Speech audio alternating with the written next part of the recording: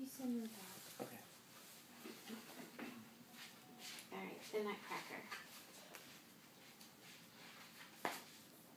It was Christmas Eve at the Stahlbaum's house. Marie and her little brother Fritz were listening at the ballroom door, waiting for the party to begin. Everyone was dancing when the last guest arrived. "Godfather," cried Marie, rushing back to greet him. Herr Drosselmeyer was not only Marie's godfather, but he was also a famous toy maker. He could make toys that moved and clocks that called the hours as sweetly as a nightingale. Herr Drosselmeyer brought presents for the children. He gave Fritz a box of toy soldiers. For Marie, there were 2 dolls, Harlequin and Columbine, who danced with each other.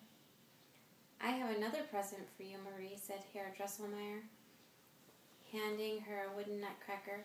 "I want you to take good care of him." "Not fair," shouted Fritz. "She has 3 presents." He grabbed the nutcracker from Marie and tossed him in the air. The nutcracker crashed to the floor and broke his head. "So what?" jeered Fritz. "It was an ugly thing." Herr Drosselmeyer bound Nutcracker's head with his handkerchief. Tenderly, Marie took Nutcracker into her arms and she put him under the Christmas tree. Outside in the street, the carriages waited.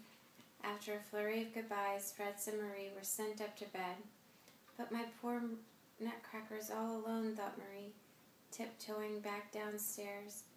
Holding Nutcracker close, she soon fell asleep. Herr Drosselmeyer slipped into the room and, raising his hand, cast a bit of magic. Bong, bong, bong. The grandfather clock struck midnight. Marie stirred and rubbed her eyes. The Christmas tree was growing. Around her came a scampering of mice. Squeak, squeak. They were gathering like an army to attack. Their ruler was the Mouse King, who had 7 heads and 7 crowns. Marie held Nutcracker and ran as fast as she could. Nutcracker leapt out of Marie's arms and held his sword at the ready.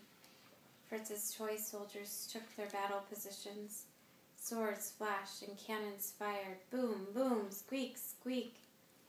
Nutcracker fought bravely, but the Mouse King was stronger. "No," cried Marie, "you shall not hurt him." She pulled off her slipper and threw it with all her might at the Mouse King. With a hiss, the Mouse King sank to the floor. Gathering up their king, the mice dragged him away. From the shadows, Herr Drosselmeyer saw Marie's bravery. He raised his hand, and the Nutcracker was transformed into a handsome prince. The prince bowed to Marie and placed the Mouse King's sparkling crown upon her head. "Come," said the prince, and they walked through falling snowflakes to a waiting boat that flew them through the night. "Welcome to my kingdom," said the prince. "But where are we?" asked Marie. "You are in the land of sweets," said the sugar plum fairy, coming through the gates of the kingdom. "Welcome home, dear prince. We will have a party to celebrate your return."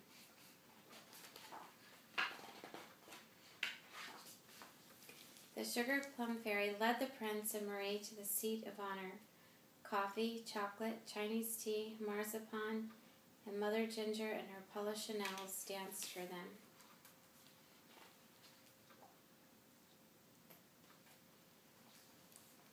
Pink roses waltzed, and at last the sugar plum fairy danced. She seemed lighter than air.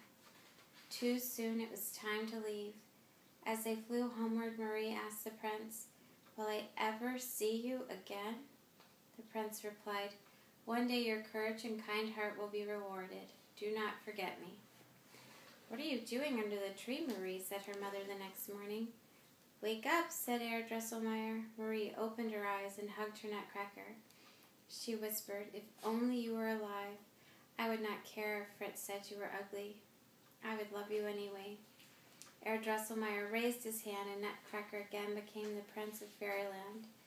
The prince said to Marie, "The Mouse King imprisoned me under an evil spell. Because you love me, no matter what I look like, his spell is broken, and I have been returned to my true form." Years passed, and the prince and Marie became engaged. After their wedding, they rode to the land of sweets in a coach trimmed in gold, drawn by 4 silver horses. To this day, there are those who say Marie is the queen of a wondrous fairyland that only those who can believe can see. The end.